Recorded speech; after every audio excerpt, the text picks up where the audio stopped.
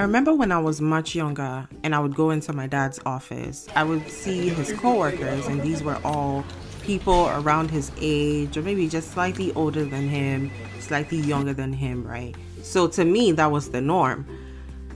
Tell me why I graduate, I get a job, and then I walk into my office and I'm being introduced to my team, and they are all 20, 30 years older than me. And they are all men. And they are all Caucasian.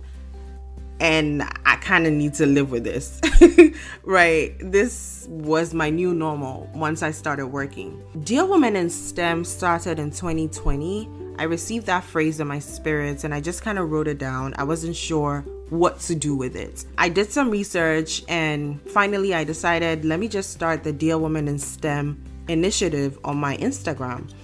And that was a series that I set up to help open up questions that I receive in private, open up to the women in STEM community I have on Instagram, and have them help me answer individual questions that I've received, right? The whole purpose was to inspire and encourage women in STEM, honestly, to not give up, especially when it gets tough. Because personally, for me, when I feel like I look back at the times where I was in engineering school, or even when I just started my career, there were certain questions I had, like, okay, how much should I be asking for when it comes to the salary, right? Or what should I look for when trying to narrow down on exactly the kind of company to work for?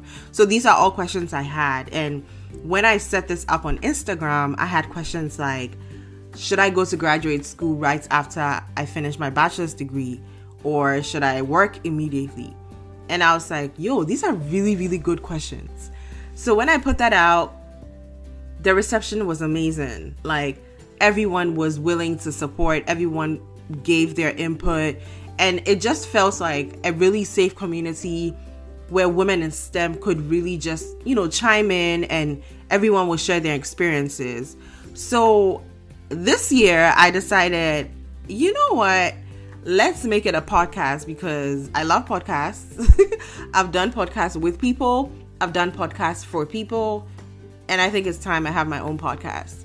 And so this podcast is basically just going to answer common questions that women in STEM may have. I'm going to share a lot about my personal STEM journey.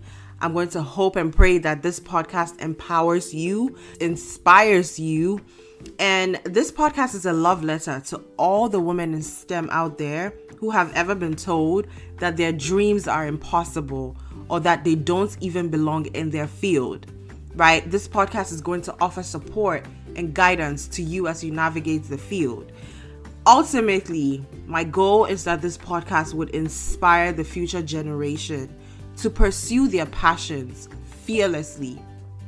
Because if you've ever been told that your dream is impossible, if you've ever been told that you don't belong in your field, if you've ever been told or if you've ever felt like you were the only woman in the room, I'm here to tell you you're not alone, and this podcast is for you. So dear women in STEM, have a seat and join me on this journey because I'm so excited to have you with me. Sincerely, Lillian Judy.